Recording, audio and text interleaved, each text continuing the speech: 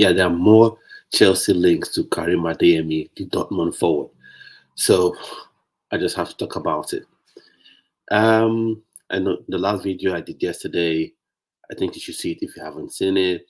There was talk of Chelsea being linked to Adeyemi and Chelsea willing to pay is it £25 million, that's 30 million euros for the services of the forward. And I gave a bit of my opinion about such a deal. So for me, I still think it's a good deal to do, but except it prevents us from signing an actual striker. Except it prevents Chelsea from signing an actual out and out striker, then I have a problem with it. But then again, like I said, if the thinking of the board and the club and probably Enzo Maresca is we're not signing any striker, we want to sign a winger, I think he should be signed. And I've seen several sort of lazy comparisons and lazy opinions trying to compare him to Modric. That may still come good, by the way, but compare him to Modric, that is just another pacey winger. But he's more than that. You can see how he's played, his skills, his runnings, his dribbles, tight control. I know he missed that chance against Real Madrid. That does not mean he's a bad player. It doesn't mean he's a bad player. Harry Kane has missed chances doesn't mean he suddenly is a bad player. Victor Osimhen have missed chances doesn't mean he's a bad player. So for me, I think that would be a good signing because one, he falls within this age bracket. Not that I agree with it completely. Age range rather. That sort of the policy of the board. Not like I agree with it that much, but if he comes within it, he's 22. He's got experience. So that's another thing again because it makes me wonder when people say, "Oh, Vega." These people who are excited for Vega. For me, I'm intrigued. I want to see what Vega would do because he looks like a promising talent. But people are excited to see Vega. Oh, Vega is wonderful. He was signed to replace Calafiori when he left for Bologna. But slightly inexperienced playing in the Swiss league, and the Swiss league is not as strong as the German league.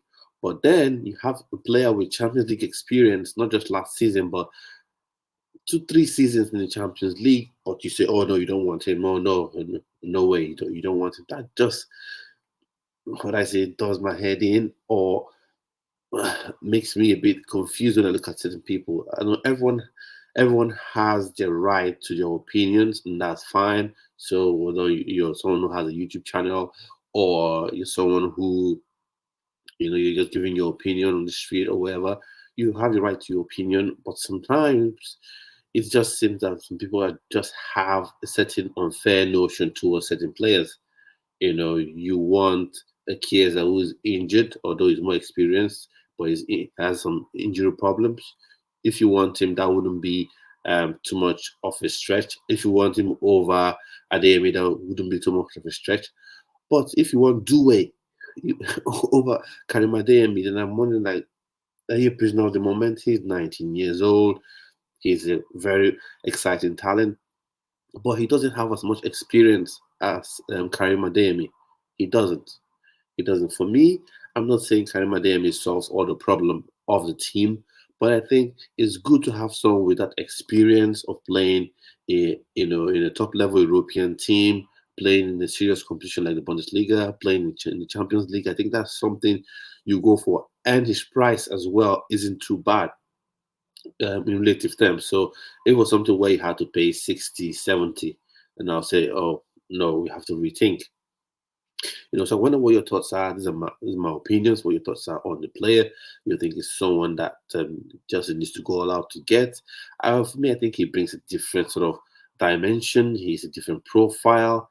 He has more close control than Modric, I think, and he's someone that can play in a number of positions. He can play on that left wing, and he can play sort of like a supporting striker, especially if they decide not to go for an actual out and out striker and have Nkunku as the striker. Then you could have him play there, as well as even if you have Nicholas Jackson playing the 9 role and Nkunku playing out wide on the left, then you could have him in there. So for me, Adeyemi joining the club. More links coming up. Since several links saying the club has started to speak with his representatives, and negotiations between the two clubs would start very soon. So fingers crossed. And like I said before, my previous video, just a caveat: these news and information there and reports aren't coming from the top tier, let's say tier one and tier two, because we've heard from Build, we've heard from some other journalists, German journalists as well. But you know the tier two, you know the top two, that once they say, then is almost as good as gold. So talking of your Honestin, I'm talking of your Fabrizio Romano, we haven't heard anything from them with regards to Karim Adeyemi joining the club. So fingers still crossed, and it's not something you say is 100% done. Could it be a done deal already? Who knows? But I'm just giving my opinion on my take on it. So, what would your opinion be on Karim Adeyemi joining Chelsea this summer window, this transfer window? What are your thoughts on it?